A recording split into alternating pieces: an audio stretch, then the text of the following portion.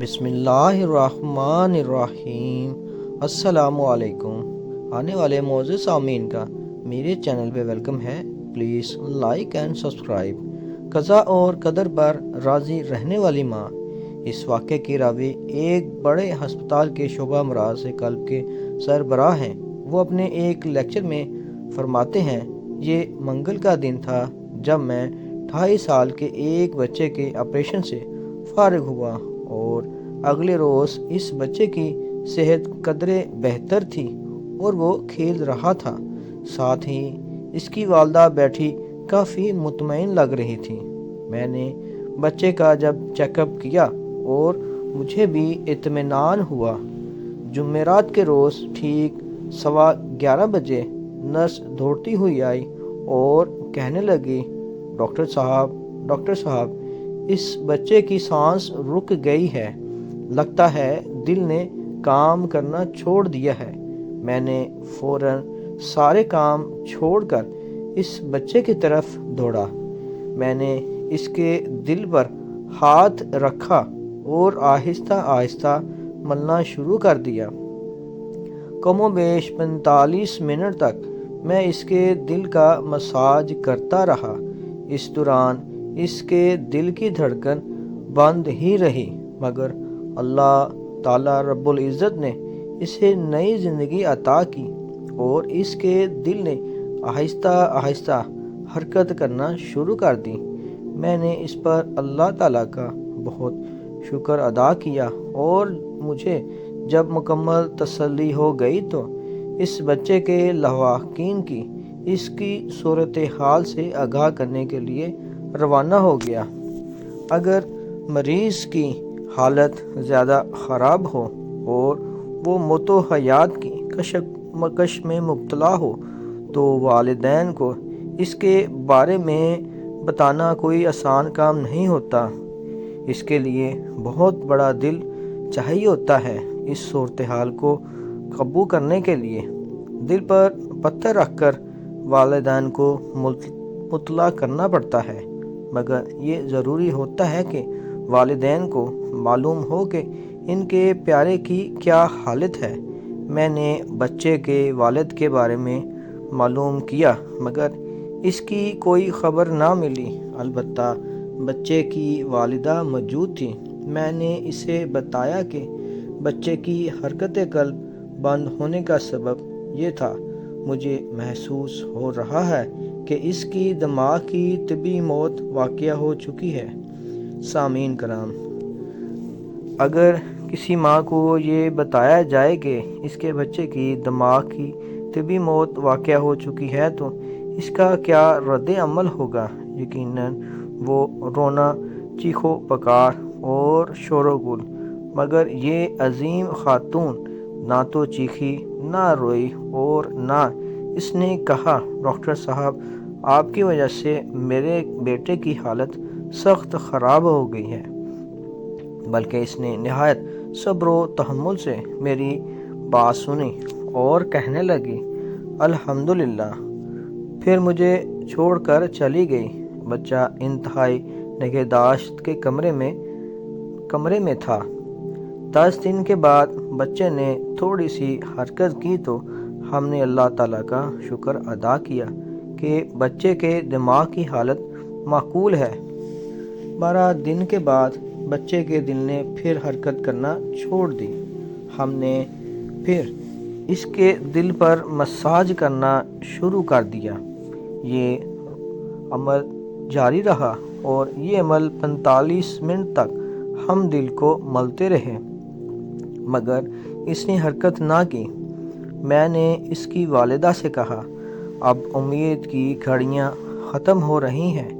بچے کی والدہ نے سنا تو بجائے رونے دھونے کے کہنے لگی، الحمدللہ، اور پھر آسمان کی طرف منہ کر کہنے لگی، اے اللہ، اگر اس بچے کو تندرستی میں خیر ہے تو میرے رب اسے شفا عطا فرما۔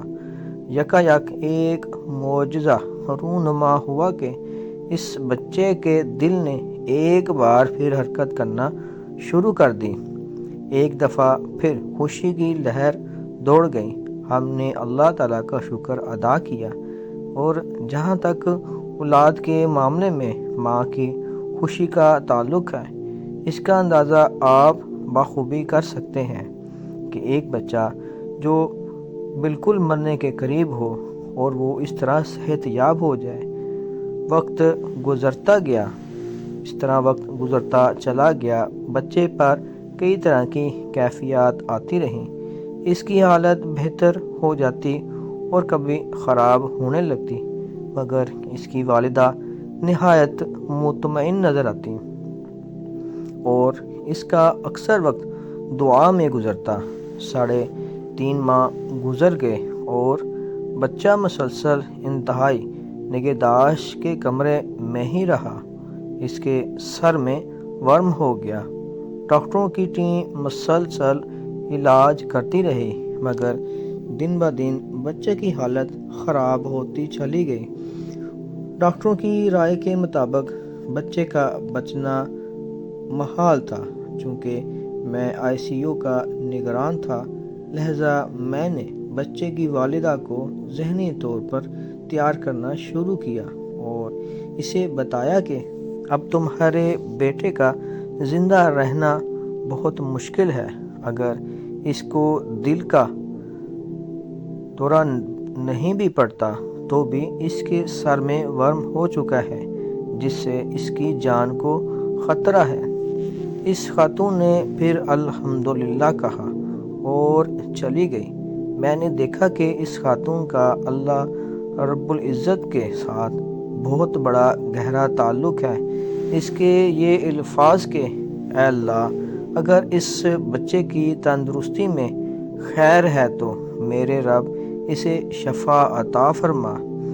اس کے ایمان باللہ کو ظاہر کرنے کے لیے کافی تھے۔ محترم سامعین، اس بچے کے مرض کی کہانی خاصی لمبی ہے، مگر ساری بات کا خلاصہ یہ ہے کہ طبی نقطہ نظر سے اس بچے کی موت 1 سے زیادہ مرتبہ واقع ہو چکی تھی، لیکن جسے اللہ رکھے اسے کون چکھے۔ میں نے محسوس کیا کہ اس بچے کی والدہ نہایت صابرہ اور شاکرہ خاتون ہے۔ ایک دن ایسا ہوا کہ بچے کے گردوں نے کام کرنا بند کر دیا۔ اب ہمارا یہی تجزیہ تھا کہ اس بار تو یہ نہیں بچے گا۔ پھر میں نے ہمت کر کے اس کی والدہ کو بتایا۔ اس نے ہمیشہ کی طرح الحمدللہ کہا اور چلی گئی۔ یہ بچہ 4 ماہ تک موت و حیات کی کشمکش میں مبتلا رہا۔ اچانک ایک دن بچے کو عجیب و غریب مرض لاحق ہو گیا۔ میں نے اپنی پوری زندگی میں ایسا خطرناک مرض نہیں دیکھا تو کسی بچے کو ہوا ہو۔ ہم سب ڈاکٹر لوگ بہت پریشان تھے۔ اس کے سینے پر سوجن ہو گئی تھی۔ ہم نے سارے جتن کر ڈالے، مگر بچے کی حالت بتدریج خراب ہوتی چلی گئی۔ میں نے اس کی والدہ سے کہا، اب تمہارے بیٹے کے زندہ رہنے کی کوئی صورت نظر نہیں آتی۔ اس کی والدہ نے حسب سابق الحمدللہ کہا اور کہنے لگی، اے میرے رب، اگر اس بچے کے زندہ رہنے میں خیر ہے تو اسے زندگی عطا فرما۔ 6 ماہ سے زیادہ عرصہ گزر چکا تھا۔ اب اس بچے نے بولنا، سننا اور دیکھنا بھی بند کر دیا۔ وہ حرکت کرنے سے بھی قاصر تھا، مگر اس کی صابرہ والدہ بچے کے ساتھ چپکی ہوئی اس کی صحت یابی کے لیے دعائیں کر رہی تھی۔ معزز سامعین کرام، کیا آپ سوچ سکتے ہیں کہ اس کے بعد کیا ہوا ہوگا؟ اس کی والدہ کے پاس ایک ہی سہارا تھا اور وہ تھا اپنے مولا سے دعا کا سہارا۔ بے شک رب تعالیٰ دعائیں سننے والا ہے۔ بالآخر اس کی التجائیں رنگ لے آئیں۔ کم و بیش 8 ماہ کی شدید بیماری کے بعد ایک دن ایسا آیا کہ وہ بچہ بالکل تندرست ہو گیا اور اپنی والدہ کے ساتھ ہسپتال میں دوڑ رہا تھا۔ اسے دیکھ کر کوئی تصور بھی نہیں کر سکتا کہ اسے کوئی بیماری ہے۔ بے شک اللہ تعالیٰ شفاعت دینے والے ہیں، اللہ تعالیٰ شفاعت دینے والے ہیں۔ 1.5 سال کا عرصہ گزر گیا۔ ایک دن میں ہسپتال میں تھا کہ ہمارے ایک ساتھی نے مجھے بتایا کہ کمرہ انتظار میں ایک آدمی، اس کی بیوی اور 2 بچے بیٹھے ہیں، وہ آپ سے ملنے کے لیے آئے ہیں۔ میں نے پوچھا وہ کون ہے، تو انہوں نے جواب دیا کہ مجھے معلوم نہیں۔ میں ان کو ملنے گیا تو انہیں دیکھ کر پہچان گیا کہ یہ وہی بچہ ہے جس کا علاج ہم کرتے رہے تھے۔ میں نے دیکھا کہ بچہ بالکل تندرست اور توانا ہے، بالکل خوبصورت، پھول کی طرح شوخ، چنچل، ہر قسم کی بیماری سے پاک، والدین کے پاس کھیل رہا ہے۔ اس کے ساتھ اس کا نومولود بھائی بھی ہے۔ اس کے والدین نہایت محبت سے ملے، وہ میرا شکریہ ادا کرنے کے لیے آئے تھے۔ میں نے نومولود کی طرف دیکھا اور اشارہ کر کے مزاحاً اس کے والد سے پوچھا کہ اس کا اولاد میں سے کون سا نمبر ہے، 13واں یا 14واں نمبر؟ میں خود ہی گنتا چلا گیا۔ میں نے باپ کی طرف دیکھا، اس نے میری طرف گہری نظروں سے دیکھا اور پھر کہنے لگا، ڈاکٹر صاحب، یہ میرا دوسرا بیٹا ہے اور بڑا بیٹا وہی ہے جس کا علاج آپ کرتے رہے ہیں۔ وہ میری شادی کے 17 سال کے انتظار کے بعد پیدا ہوا تھا۔